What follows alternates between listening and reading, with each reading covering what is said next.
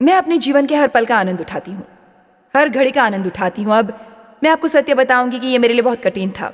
मुझे इस पर मेहनत करनी पड़ी क्योंकि अव्वल तो मुझे काम की लत थी। बचपन में मेरा शोषण हुआ था, इसके कारण मुझे काम करने की लत पड़ गई और मैं काम से ही अपना संपूर्ण महत्व प्राप्त करती। मेरे माता पिता मुझसे उस समय ज्यादा प्रसन्न लगते जब मैं कुछ काम या कुछ उपलब्ध करती, इसलिए मैंने सोचा कि परमेश्वर मुझसे ज्यादा प्रसन्न होंगे जब मैं कुछ काम करूंगी, कुछ उपलब्ध करूंगी। मैं सचमुच सोचती थी कि वो मुझसे ज्यादा प्रसन्न होंगे जब मैं कुछ अत्याधुनिक करूंगी, कोई मजेदार काम करने की बजाय। मुझे बचपन में कभी आनंद उठाने का मौका नहीं मिला। सच कहूं, जब मैं 20 के दशक में थी, मुझे सचमुच याद नहीं था प्रसन्न रहना।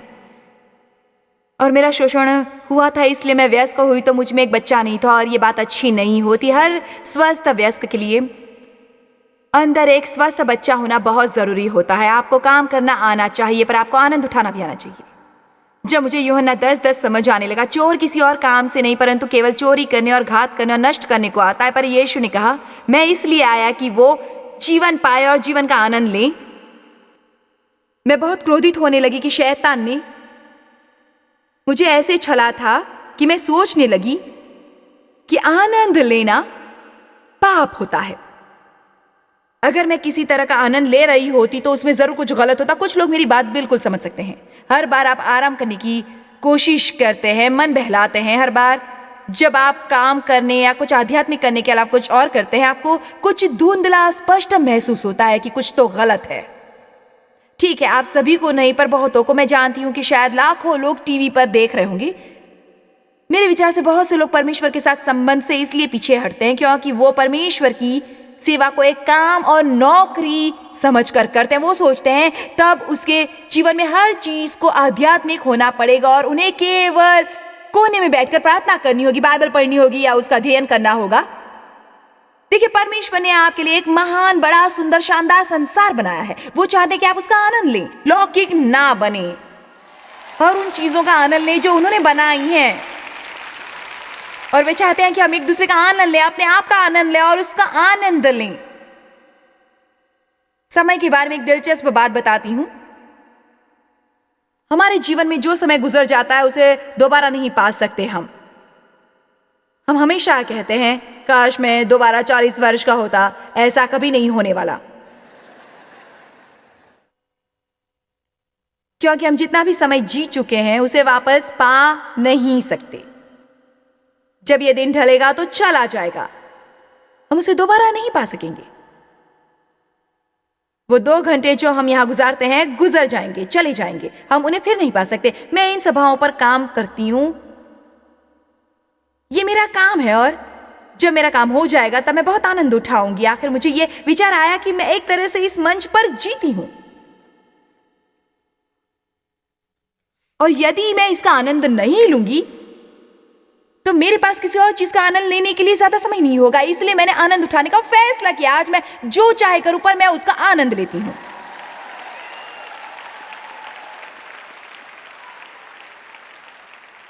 हम उस समय को दोबारा प्राप्त नहीं कर सकते जो बीत गया है। हमने उसे इस्तेमाल किया, उसे खर्चा, उसे व्यर्थ किया, उसका सदुपयोग किया। हमने उसके बीत जाने की इच्छा की, उससे भयभीत हुए। शायद हमें इतनी समझदारी थी कि हमने असल में उसका आनंद उठाया। कितने ये महसूस करते हैं कि उन्होंने अपने जीवन का आनंद उठाया है या उन्हें उठाना चाहिए? पिछले सप्ताह मेरा जन्मदिन था और मैं 64 की हुई, तो हमने हिसाब लगाया। ध्यान दीजिए कि मैं 23,360 दिनों से जीवित हूं। 560, 640, 5,60,640 घंटे, 3,36,638,400 मिनट। और यदि मैं 13 वर्षों तक जीवित रहूं, आप सोचेंगे 13 ही क्यों, इसका कोई विशेष कारण नहीं। मैंने बस यूं ही अंक चुना और कहा प्रभु मैं 13 साल और जीना चाहती हूं। यदि मैं उस समय तक प्रचार कर सकूं तो मैं अपने बच्चों से हमेशा कहती हूं मैं प्रचार करते करते मरना चाहती हूं। ये सुनकर वो बहुत क्रोधित होते हैं। वे कहते हैं आप सोच सकती हैं हमारे लिए कितना बुरा होगा यदि आप प्रचार करते समय गुजर गई। तो मैंने कहा कम से कम मैं वहां रहूंगी जहां मुझे अच्छा लगता है।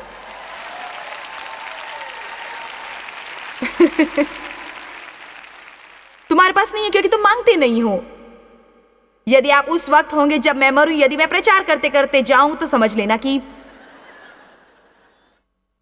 पर यदि मैं 93 सालों तक जीऊं और इसका मतलब है मेरे पास 29 वर्ष बाकी, अब इसका हिसाब लगाने पर मुझे विचार आया तो बहुत ज्यादा नहीं लग रहे। मेरे पास बचे थे 10,585 दिन, 254 और 40 घंटे, 15,242 करोड़ 50 लाख 242 मिनट, 1,52,42,400 मिनट, 10,585 दिन।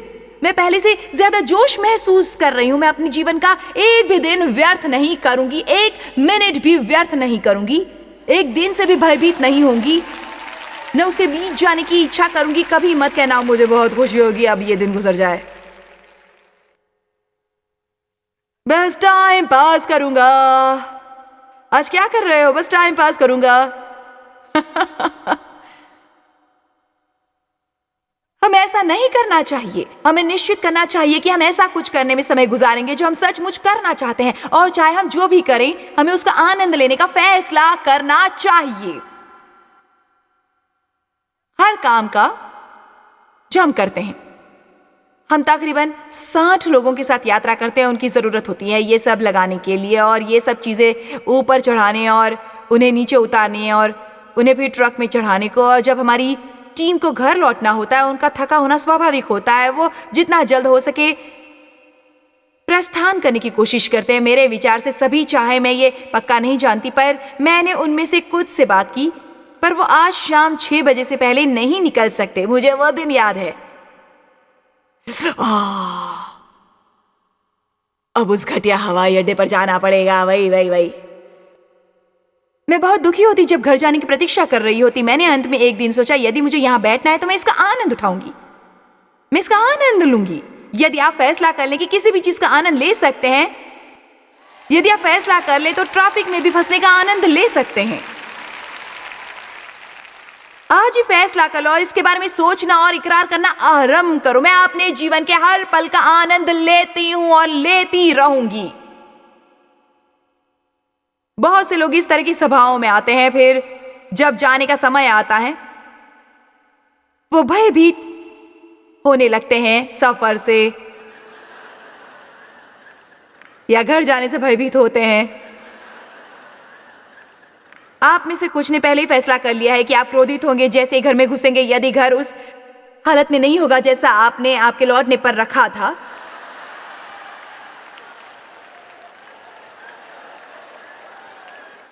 देखा हम लोग कैसे होते हैं। हम एक घोर संकट और क्रोध की योजना बनाते हैं, और आप यहाँ पूरा सप्ताहांत एक महान सभा और परमेश्वर की उपस्थिति में गुजार रहे होते हैं, और आप कहते हैं मुझे सफर करने में घबराहट हो रही है। अफसोस कि अब मैंने आपकी योजना चौपट कर दी है। आप उससे डर नहीं सकते, ना ही घर जाकर क्रोधित हो सकते हैं। आपको असल में जाकर एक मसीह जैसा व्यवहार करना होगा। हालेलुया।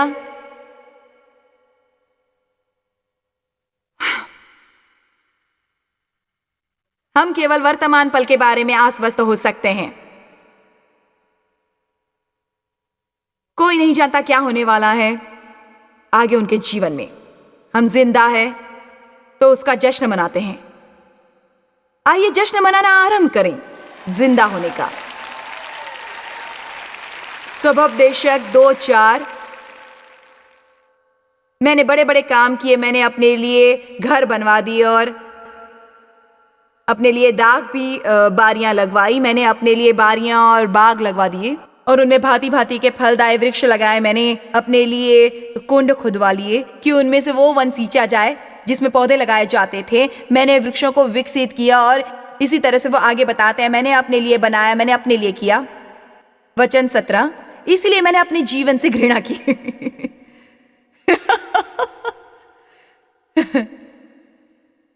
मैंने अपने लिए बारियां बनाई, मैंने अपने लिए बाग बनाया। मेरे पास कामिनियां थी, मैंने अपने लिए घर बनाए। मैंने ये सब अपने लिए किया। तो फिर क्या हुआ?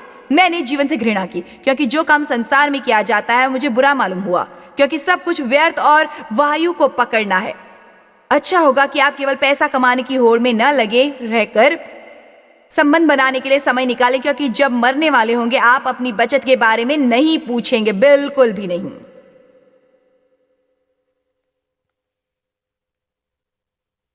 आज 24। अब उसने कुछ सीखना आरंभ किया। मनुष्य के लिए खाने पीने और परिश्रम करते हुए अपने जीव को सुखी रखने के सिवाय और कुछ अच्छा नहीं। मैंने देखा कि यह भी परमेश्वर की ओर से मिलता है। उन्हें खुद पर अपने परिश्रम के फल का आनंद लेने के लिए दबाव डालना पड़ा। यह हमेशा स्वाभाविक रूप से नहीं होता। कई बार आपको स्वयं पर दबाव डालकर उसका आनंद लेने के लिए समय निकालना पड़ता है, जिसे प्राप्त करने के लिए आपने मेहनत की। कितनों के सुंदर घर है, पर वो कभी उसका आनंद नहीं ले पाते। घर से निकलते वक्त आप इतने व्यस्त हो सकते हैं उसे सुंदर बनाए रखने की कोशिश में और उन सबको प्रभावित करने की कि आप घर का आनंद भी नहीं ले पाते। मैं भी ऐसी ही थी। मैंने अपने बच्चों का आनंद लेने का समय नहीं निकाला, जिसका मुझे अफसोस है। मैं अपने बच्चों से प्रेम करती हूं, पर मेरे पास खेलने के लिए समय नहीं होता था। मैं बहुत व्यस्त रहती थी। यह निश्चित कीजिए कि आपके जीवन में संतुलन बना रहे। सबोपदेशक 5:18। सुन, जो भली बात मैंने देखी है, वरन जो उचित है, वो ये कि मनुष्य खाए और पिए और अपने परिश्रम से जो वो धरती पर करता है, अपनी सारी आयु भर जो परमेश्वर ने उसे दी है, सुखी रहे, क्योंकि उसका नियत भाग यही है। यहाँ एक व्यक्ति की बात हो रही है। उसने सब कुछ किया, उसके पास सब कुछ था, उसे कोई कमी नहीं थी। उसने सब कुछ खरीदा, पर वो कहता था मुझे अपने जीवन से घृणा है और ये कि अब मुझसे अपेक्षा है कि उसका आनंद लूं। कितने जानते हैं कि आपको उन आशीषों का आनंद लेने के लिए समय निकालना चाहिए जो परमेश्वर ने दी है। हर चीज सुंदर होती है अपने समय पर। कौन सी बातें जीवन का आनंद लेने में आड़े आती हैं? यह न जानना और विश्वास करना कि परमेश्वर की इच्छा है कि आप जीवन का आनंद लें। मैं भी बहुत समय तक यह नहीं जानती थी। मैं हमेशा महसूस करती कि आनंद उठाना पाप है, क्योंकि मुझे बचपन में हंसने के कारण मुश्किल में पड़ना पड़ता था। हंस क्यों रही हो, हंस क्यों रही हो, आ जाओ। ओह, अत्यधिक पूर्णतावादी होना भी आपको जीवन का आनंद लेने से रोकता है। हेलो, देखो, वहां बैठकर मायूस बनने की कोशिश मत करो। कितने हैं इससे सहमत? और हर चीज को रोकना बिल्कुल वैसा है जैसा आप चाहते हैं, आपको पागल बना रहा है।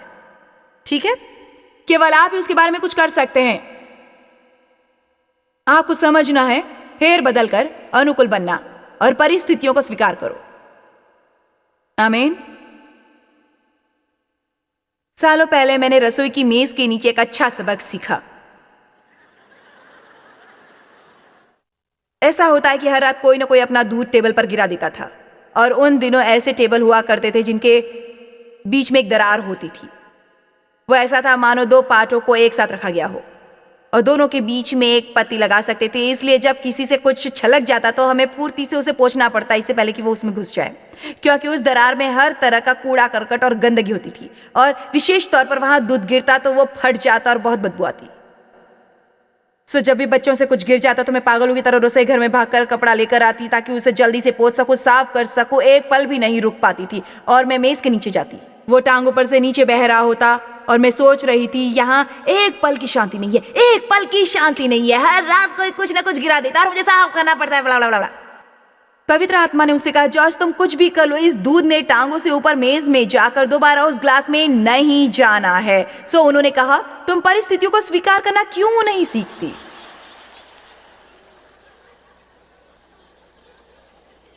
आप में से कुछ पूर्णतावादियों को परिस्थितियों को स्वीकार करना सीखना है। सादगी की सुंदरता और शक्ति को न समझना जीवन का आनंद लेने में आड़े आ सकता है। हम अपने जीवनों को अत्यधिक उलझा सकते हैं। उसे सादा रखें। किसी और से अपने को प्रसन्न रखने की अपेक्षा करना आपको आनंद लेने से रोकता है आपके जीवन का, क्योंकि वो इस प्रतीक्षा में होते हैं कि आप उन्हें प्रसन्न करें। अपने आनंद की जिम्मेदारी स्वयं लो। स्वार्थी होना आड़े आता है आपके द्वारा जीवन का आनंद लेने में। यह न जानना कि अन्य लोगों को कैसे मदद करें आपको आनंद से दूर रखता है। कुछ लोगों पर बहुत दबाव होता है पर वो मदद मांगने की हिम्मत नहीं करते। ये वो 10वीं बात जिसे मैं उद्देश्यपूर्वक सोचने के लिए आपको प्रोत्साहित करना चाहती हूं। परमेश्वर पर्याप्त से अधिक मेरी आवश्यकताओं को पूरा करते हैं। मैं चाहती हूं कि आप मुक्ति पाएं अपनी घटिया, करुणाजनक, दयनीय सोच से।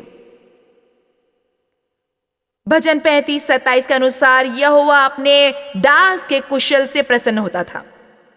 और कुशलता केवल पैसे नहीं होते, केवल वस्तुएं नहीं होती, वो है आनंद और शांति और धार्मिकता और एक अच्छी शक्तिशाली प्रेम चाल। उसके अलावा अपनी जरूरतें पूरी होना और उससे ज्यादा होना जितना हर दिन जीने के लिए जरूरी हो, ताकि आप अन्य जरूरतमंदों की मदद कर सको। समय बहुत बहुमूल्य होता है और ये बहुत महत्वपूर्ण होता है कि हम उसे कैसे इस्तेमाल करते हैं। परमेश्वर इस बारे में स्पष्ट है कि वो चाहते हैं कि हम इस बारे में समझदारी बरतें कि अपना समय कैसे गुजारते हैं, पर साथ ही वो चाहते हैं हम उस समय का आनंद भी लें। अपना समय व्यर्थ न करो और ये मत कहो कि आपके पास पर्याप्त समय नहीं है। एक फैसला कर लो कि आपके पास जो समय है उसका सदुपयोग करोगे। जिंजा आज मेरे साथ है समय से संबंधित कुछ सवाल पूछने के लिए, और ये कि हमारे लिए हर पल का आनंद लेना इतना महत्वपूर्ण क्यों है। मेरे विचार से ये एक ऐसी बात है जिससे मेरे अनुसार बहुत से लोगों को स्वाभाविक तौर से समस्या होती है। क्या मुझसे सचमुच जीवन का आनंद लेने की अपेक्षा है? मुझे ढेर सारे काम करने हैं, ऐसी बहुत सी गंभीर बातें हैं जिनके बारे में सोचना है। दुनिया में कितनी समस्याएं हैं, हमारे लिए आसान नहीं होता ये समझना कि परमेश्वर भी चाहते हैं कि हम हर दिन का आनंद लें। इसका एक बड़ा कारण यह है मानसिकता। मेरे विचार से लोगों को, या कहो बहुत से लोगों को, ये विचार नहीं आता कि वो अपने जीवन के हर पल का आनंद ले सकते हैं। उनके अनुसार आनंद का अर्थ है कुछ न करना या बिल्कुल वो करने लायक होना जो वो हमेशा करना चाहते हैं। मेरा मतलब है मैं घर की सफाई करने का या राशन की दुकान पर जाने का आनंद ले सकती हूँ, या मैं काम पर जाने का आनंद ले सकती हूँ। सच तो यह है कि हमें बंद करना है उसका आनंद उठाने की कोशिश को महत्व देना जो हम कर रहे होते हैं, और सीखना कि कैसे इस बात का आनंद लेना चाहिए कि हमें वो करने को मिल रहा है जो करते हैं परमेश्वर के अनुग्रह से। यदि हम ये पहचान लें कि परमेश्वर सब परिस्थितियों में हमारे साथ हैं, याद रखिए गिरजे नाम की किसी इमारत में नहीं। सबसे पहली बातों में से एक जो मुझे सीखनी पड़ी ये थी कि मुझे चीजों को पवित्र और धर्म में बांटना बंद करना चाहिए। कई बार हम किसी तरह अपने रोजमर्रा के काम निपटाना चाहते हैं ताकि हम कुछ आत्मिक कर सकें, क्योंकि तब हम सोचते हैं कि हम अपने बारे में अच्छा महसूस करें, या वो सचमुच महत्वपूर्ण होती हैं, इसलिए तब मैं सचमुच कुछ अच्छा कर रही होती हूँ। पर सत्य यह है कि परमेश्वर हम सभी को अति साधारण जीवन देते हैं जीने के लिए। दरअसल मैं सोच रही थी किसी के बारे में पिछले सप्ताह कि कुछ समय पहले मैं जिम्बाब्वे अफ्रीका में थी और 2,25,000 लोगों के सामने प्रचार कर रही थी। संयोग से उस दिन मेरा जन्मदिन था और सभी ने मेरे लिए हैप्पी बर्थडे टू यू गाना गाया जो बहुत बढ़िया था। कुछ दिन बाद मैं सुपरमार्केट अपना थैला लेकर घूम रही थी। मैं वहां गई कुछ टॉयलेट पेपर लेने, रोजमर्रा की कुछ चीजें खरीदने, और मैं सचमुच कह सकती हूँ कि दोनों ही कामों में मुझे एक सा आनंद मिला था। और मैं ये इसलिए नहीं कहती कि मैं बहुत आध्यात्मिक हूँ, पर मैंने सीखा है कि यदि हमें अपने जीवन का आनंद लेना है तो हमें सबसे पहली बात ये जाननी होगी कि परमेश्वर की इच्छा है किसी न किसी तरीके हम पर धार्मिक सोच हावी होती है, और हमें ये विचार पसंद नहीं होता कि परमेश्वर को आनंद पसंद होगा। इसकी शुरुआत हम अपने बच्चों के साथ करते हैं गिरजे में। जैसे हम उनसे कहते हैं कि चुप रहो, तुम परमेश्वर के घर में हो, और उनका चेहरा ऐसे हो जाता है। हमें ये समझने की जरूरत है कि परमेश्वर हमारे मित्र हैं। बेशक वो पवित्र हैं और उनका सम्मान करना और उनसे सही तरीके डरना चाहिए, पर याद रखो उन्हें आनंद पसंद है। ये तो स्पष्ट है कि ये विषय मेरे लिए महत्वपूर्ण है क्योंकि हमारे टीवी प्रोग्राम का नाम है आनंद लो प्रतिदिन जीवन का। हमने कई साल पहले वचन में जीवन से बदलकर ये नाम रखा था आनंद लो प्रतिदिन जीवन का, केवल इसलिए कि मैंने सोचा था कितना दुखद होगा यदि यीशु ने हम सब के लिए ये किया और हम इसका बिल्कुल आनंद न उठाएं। हमें उसका पूर्ण आनंद लेना चाहिए हर दिन का जो परमेश्वर ने हमें दिया है। मैं जानती हूँ मुझे इस समय देख रहे कुछ लोग सोच रहे होंगे यदि आपको उन सब से निपटना पड़ता जिससे हम निपटे हैं। मैं ऐसा नहीं कहती आप अपना आनंद नहीं ले सकते, परमेश्वर का आनंद उठा सकते हैं, उनकी परिस्थिति का आनंद उठा सकते हैं, आप उन सभी चीजों का आनंद उठा सकते हैं। हमें हर दिन कहना चाहिए कि आज मेरे साथ कुछ भला होने वाला है। मेरे विचार से सबसे पहला काम इस पर विश्वास करना है। चोर किसी और काम के लिए नहीं परंतु केवल चोरी करने, घात करने और नष्ट करने को आता है, पर यीशु ने कहा मैं इसलिए आया कि वो जीवन पाए और बहुतायत से पाए, इतना बहुत की बाहर चल जी, मैं ये स्पष्ट देख सकती हूँ कि कुछ लोग जो इस वक्त बहुत कष्ट में हैं कहेंगे मैं ऐसे कैसे करूं, मैं सचमुच ये करना चाहता हूं क्योंकि हम सभी प्रसन्न होना चाहते हैं, पर उसके लिए क्या करना चाहिए? शायद वो कोई ऐसा हो जो जिसका आपकी तरह अतीत में शोषण हुआ था, इसलिए आप अपने अनुभव से बता रही हैं, आप उस दर्द को समझती हैं, आप जानती हैं कि वो बदल सकता है, तो किसी के साथ कैसे हो सकता है? देखो, मुझे सचमुच थी एक गंभीर समस्या कि मैं किसी चीज का आनंद नहीं लेती थी। मैं सचमुच थी बहुत, मेरा मतलब मैं सचमुच हताश व्यक्ति थी। पर मैं बस ये नहीं सोचती थी कि जीवन का आनंद लेना चाहिए। न जाने मुझे कैसे ये लगता था कि उसे सहन करना है और मैं हमेशा वो करने में व्यस्त रहती थी जो सही था। सो थोड़े शब्दों में बताती हूँ, जब मुझे आखिरकार समझ आई कि मैं जीवन का आनंद नहीं ले रही थी, चाहे मेरे जीवन में कुछ चीजें थी जिनका मैं आनंद लेती थी, पर आम जीवन सोमवार, मंगलवार, बुधवार, गुरुवार, शुक्रवार, सोमवार, असल में मैं उनका बहुत आनंद नहीं ले पाती थी। मैं हमेशा भविष्य में वो करने के लिए सोचती।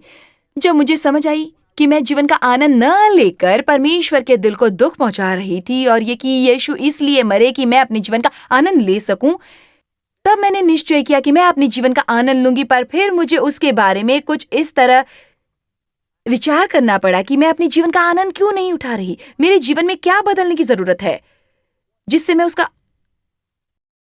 आनंद ले सकूंगी। मुझे सबसे बड़ा बदलाव अपनी मानसिकता में लाना था। मैं कुछ बातें बताऊंगी जो मुझे याद है। मुझे सबसे पहले मुझे इस सोच से मुक्ति पानी थी कि मैं बाद में जीवन जीऊंगी। नहीं, मैं अब अपने जीवन का आनंद उठाऊंगी, कल नहीं जी, क्योंकि कल आने पर मैं परसों पर टाल दूंगी।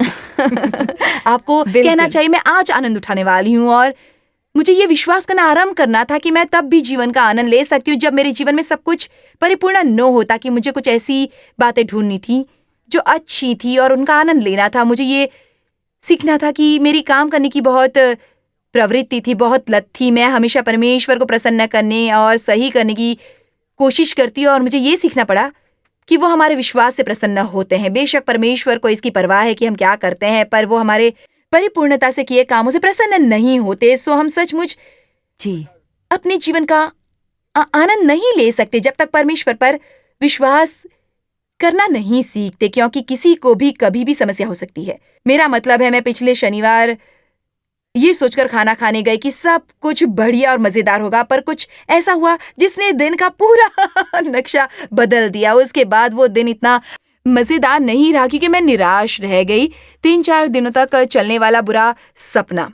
हमें ये सीखना है कि सब बातें मिलकर भलाई के लिए काम करती हैं। ये चीज भी जो इस समय सही महसूस नहीं होती, उसका भी एक उद्देश्य है। परमेश्वर का नियंत्रण है, वो इसके द्वारा भी मेरा भला करने वाले हैं। मेरे लिए कुछ सीखना जरूरी है। मैं इसे कुछ प्राप्त करने वाली हूँ और ये जानने के पहले कि वो क्या है, आपको अपने से बात करनी चाहिए। यूहन्ना 16:24 के अनुसार मांगो तो पाओगे ताकि तुम्हारा आनंद पूरा हो जाए। इसलिए बहुत महत्वपूर्ण था मुझे खुद सब उपलब्ध करने की कोशिश बंद करनी थी और परमेश्वर से विश्वास में मांगना था, विश्वास करना था कि वो मुझे मिल गया है। फिर वो समस्या परमेश्वर के हवाले करके और ये विश्वास करके कि वो उसको हल करेंगे, फिर मुझे जीवन का आनंद लेना था। जी हाँ, ये महत्वपूर्ण है क्योंकि हम हमेशा सोचते हैं मैं आज अपने को प्रसन्न करने के लिए क्या करूं, कोई और आज मुझे प्रसन्न करने के लिए क्या और मुझे करेगा। असल में जिन सबसे पहले मुझे अपने आनंद की जिम्मेदारी लेनी पड़ी, वो मेरे लिए महत्वपूर्ण था क्योंकि मैं हमेशा देव से अपने को प्रसन्न करने की अपेक्षा करती, अपने बच्चों से अपेक्षा करती। यूँ कहूँ कि मैं सबसे मुझे प्रसन्न रखने की अपेक्षा करती। मुझे अपने आनंद की जिम्मेदारी लेनी थी और कहना था यदि मैं प्रसन्न नहीं तो इसमें मेरा दोष है, यदि मैं प्रसन्न नहीं तो ये मेरा दोष है। मैं जानती हूँ बहुत से लोग कह रहे होंगे आप जरूर मजाक कर रही हैं, पर मैं इसे सचमुच सोचने का एक नया तरीका समझती हूँ। इसके बारे में सोचकर देखिए, इसी समय इसके बारे में सोचिए। यदि आप प्रसन्न नहीं हैं तो इसमें आपका दोष है। देखिए, मुझ पर क्रोधित होकर आपको कुछ हासिल नहीं होगा क्योंकि मैं यूं भी आपको देख नहीं सकती। आप मुझे देख सकते हैं, पर मैं आपकी ये समझने में मदद कर रही हूँ कि जब तक आप ये सोचते रहेंगे कि आपके आनंद किसी और की जिम्मेदारी, आप शैतान को अपने पर नियंत्रण करने देते हैं। पर जब आप कहते हैं मैं स्वयं अपने आनंद के लिए जिम्मेदार हूँ, फिर आप प्रसन्न होने का फैसला कर सकते हैं। जब भी आप प्रसन्न होना चाहें, उदाहरण के लिए सालों तक यदि देव बाहर जाते गोल्फ खेलते, मान लो हम एक सभा से लौटकर आए होते और इसलिए वो थोड़ा मन बहलाना चाहते, मैं बहुत थकी होती और मेरी जाकर कुछ करने की इच्छा न होती, मैं आराम करती, सिर्फ आराम। मैं बोलना आराम करती, तुम्हें तो मजा आएगा। मेरा मेरा क्या होगा, मेरा क्या होगा, मेरा क्या होगा। सच कहूं, मैंने एक बार फैसला किया कि ये बचकाना है, उन्होंने जाना ही है, और मैं दिन भर खुद को प्रसन्न या दुखी कर सकती हूँ। इसलिए मैं ये करने वाली हूँ, अब मैं अपने लिए योजना बनाती। जब वो खेलने जाते मैं फैसला करती, मैं फला फला काम करूंगी या अपने किसी बच्चे के साथ खाना खाने जाऊंगी, और मैं ये करने वाली हूँ। मैं अपनी 2 पसंदीदा फिल्में देख सकती हूँ या मोमबत्तियां जलाकर टब में विश्राम कर सकती हूँ। हमें अन्य सभी को अपने आनंद पर नियंत्रण करने नहीं देना है। हमारे पास और भी बहुत कुछ है आपको बताने के लिए। हमारी शिक्षा में भी बहुत कुछ है जो आप जान सकते हैं।